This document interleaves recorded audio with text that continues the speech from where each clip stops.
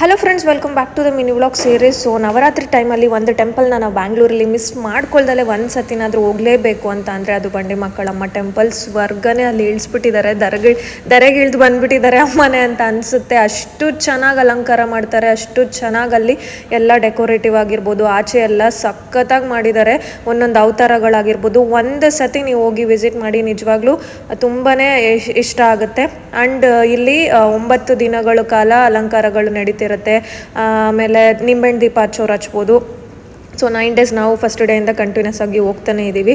So ನಿಮಗೆ ಜಾಸ್ತಿ lines ಇದೆ, ಕ್ಯೂ ಅಂದರೆ ಹೆಂಗಿರುತ್ತೆ ಅಂದರೆ 10:30 ಆದರೂ ಅಷ್ಟು ಜನ ಇರ್ತಾರೆ. ಅಲ್ಲಿ ನಿಂತ್ಕೊಳ್ಳೋಕ್ಕಾಗಲ್ಲ ನಿಮಗೆ, ಅಂದರೆ ಟಿಕೆಟ್ಸ್ ತೊಗೊಂಡು ಕೂಡ ಹೋಗ್ಬೋದು. ನಾವು ಒಂದಷ್ಟು ದಿನ ಹಾಗೆ ಹೋದ್ವಿ.